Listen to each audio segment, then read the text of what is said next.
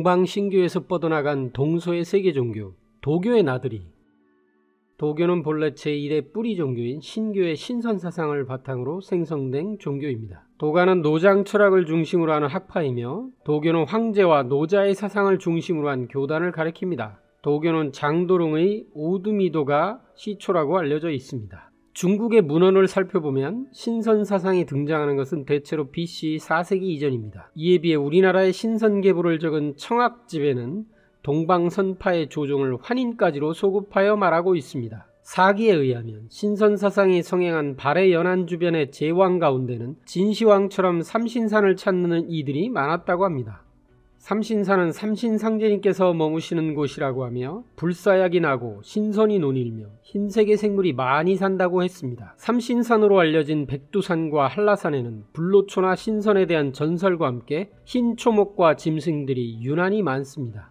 한라산에는 흰 사슴떼를 모으는 선인들이 살며 흰 사슴들이 목을 축이던 백록담이 있습니다. 우리나라 도처에 삼신산과 연관된 이름의 산이 많아서 진시황의 명을 받고 불로초를 구하러 온 서복이 배달 조선의 기본 강역과 한반도 곳곳을 뒤지고 다녔습니다. 그런데 도교의 개설서인 운급 7점에는 신농씨의 후예인 광성자가 2차례나 찾아와 무릎을 꿇고 간절히 도를 구하는 황제에게 대자연의 허를 내 몸으로 삼으라 하여 선도의 가르침을 베풀었다는 내용이 나옵니다. 도교의 주요 경전인 포박자에도 옛날 황제가 동쪽 청구 땅으로 가서 풍산을 지나 치우천왕의 국사인 자부선사를 배웠다고 합니다. 참고로 청구는 고대 중국이 고조선 이전의 배달국을 부른 별칭입니다. 황제가 자부선생에게서 사막내문을 전수받고 크게 깨달아 모든 신령스런 존재들과 교류했다는 기록이 있습니다. 환단고기 북콘서트 영상을 보겠습니다.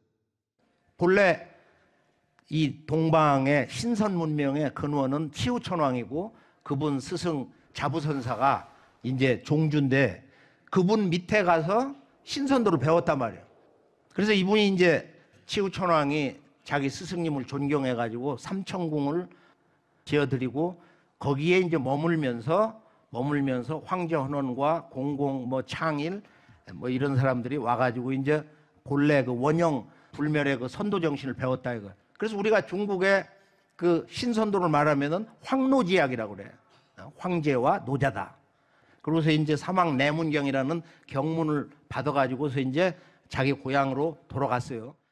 포박자는 진나라 가롱이 지은 책으로 신선사상을 중심으로 황노지약 등을 집대성하여 도교의 이론적 기초를 마련하였습니다. 뿐만 아니라 관자에는 옛날의 황제 헌원은 치우천왕을 뵙고 천도를 환히 알게 되었다고 했습니다. 신교총화. 한편 동익의 국가인 초나라 출신의 노자는 성을 한씨에서 이씨로 바꿈으로써 이는 나무목, 즉 동방 플러스 아들자가 합쳐진 글자입니다. 본래 자신이 동방 사람임을 암시하였습니다. 황제와 노자는 혈통적으로나 학맥적으로 모두 동이족의 전통을 잇고 있는 것입니다. 수서 경적지에 따르면 천지는 무너졌다가 다시 새로운 모습으로 형성되는 과정을 되풀이한다고 합니다. 주자와 이후 유학자들은 천지, 불회, 괴료라 하여 천지가 모였다 무너졌다 하는 것이 아니며 다만 음양이 서로 변화하는 것이라 하였습니다.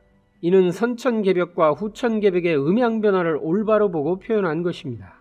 천지가 새롭게 형성되면 원시천존이 대라천 중앙에 있는 옥경에 나타나거나 궁상의 들판으로 내려와 사람들에게 도의 비법을 가르칩니다.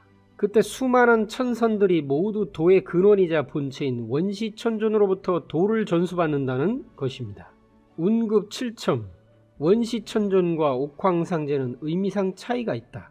즉 과거의 원시천존, 현재는 태상 옥황천존, 미래는 금궐옥신천존이라고도 한다. 도교 신앙 형태 역시 신교를 계승하고 있습니다. 본래 신교는 태고시대로부터 북극성, 삼태성, 북두칠성이라는 하늘의 세 신성한 별들을 섬겨왔는데 도교에도 태일, 삼청, 칠성 사상이 있습니다.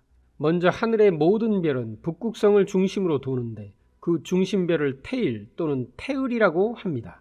대우주의 자궁, 태을. 태을은 하늘 땅의 근원이자 모태이며 인간과 만물 생명의 발원처로서 우주 만유는 태을로부터 성신을 받아 태어난다. 이에 대해 안운산 증산도 태상 종도사님께서는 태을천 상원군님이 계신 세계를 태을궁이라고 하는데 그곳은 만유의 자궁과 같은 곳이다. 자궁은 자식을 낳는 궁, 사람을 낳는 집이다. 태을궁은 또 스스로 자자를 쓴 자궁, 곧 태을궁으로부터 라는 뜻도 된다. 태을궁은 콩태자와 해세자, 태세와도 같다.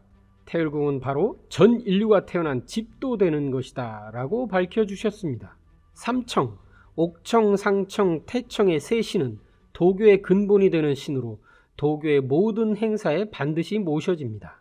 혹자는 최고 신인 원시천존이 셋으로 나뉜 분신이라고도 하는데 이는 한 분인 신, 하나님이 삼신으로 작용하여 만물의 생성과 인간의 생사를 주관하며 만물을 낳고 기른다는 신교의 삼신관과 동일합니다. 하나님의 분신, 신학자 몰트만은 이것을 창조를 위한 하나님의 자기 분열이라고 하였습니다. 칠성 또한 도교에서 매우 중요하게 받아들여졌습니다. 조선 초기의 중신인 변계량은 도교 사원인 소격전에서 기도를 올리면서 상제님이 계신 북두칠성의 조화를 이렇게 찬양했습니다. 변계량, 북두 초제 청사, 저 푸른 것이 하늘인데 비록 소리도 냄새도 없으나 북쪽 하늘에 북두가 있기에 상소롬과 재앙을 내릴 수 있사옵니다. 한편 명실상부한 도교의 하나님이신 최고신으로서의 가장 널리 모셔지는 분은 천상옥경의 옥황상제님이십니다. 옥황상제님은 위계의 조직을 갖춘 여러 천신들을 지휘하며 인간과 신들을 다스리십니다. 천신들은 인간 세상에서와 같이 해마다 자신의 직무를 상제님께 보고하는데 그 업적에 따라 상벌과 위계가 정해집니다. 인간의 운명도 신들이 보고한 선악의 공과에 따라 심판을 받게 됩니다. 옥황심인경에는 신선들에게 명을 내리고 보고받으시는 상제님의 원형이 잘 묘사되어 있습니다. 여기서 우리가 반드시 알아야 할 진리의 중심 주제가 있습니다. 바로 대자연의 질서로서 만물의 바탕이 되는 도와 그 음양짝이 되는 도의 주제자요 통치자인 최고신 제의 관계입니다. 제는 곧 하나님이십니다. 이 양자는 최수은 대신사의 동학에서 말하는 지기와 천주의 관계와 같습니다. 또 서양의 철학자 화이트헤드의 창조성과 신의 관계와도 비교됩니다. 이 도와 제의 관계를 올바로 알기 위해서는 주제의 실상을 깨쳐야 합니다. 자연질서 도의 통치자 하나님 제는 우주의 도의 이상을 실현하는 구심점입니다. 만약 우주의 주권자 하나님인 제가 안 계시다면 헤아릴 수 없이 복잡한 인간계와 신들의 세계를 바로잡아 대자연과 조화시킬 수 없습니다. 우주에는 사계절의 생장염장의 이법으로서 자연계와 인간계를 다스리는 통치자가 이법과 함께 주와 객, 음양의 일체관계로 존재해야 하는 것입니다. 본래 도에 대한 진정한 깨달음과 구원의 목적은 도의 주권자인 상제님을 친견하여 천명과 신교를 받드는 데 있습니다.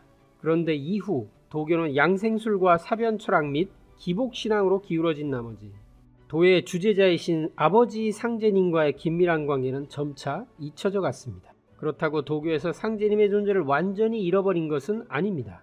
도교는 옥황상제님을 비롯하여 여러 신을 모시는 종교로서 아직도 대만 등지에서는 옥황상제님을 기념하는 날을 정하고 전국적으로 축제를 벌이고 있습니다. 개벽 실제 상황 페이지 259 도교의 나들이 편이었습니다.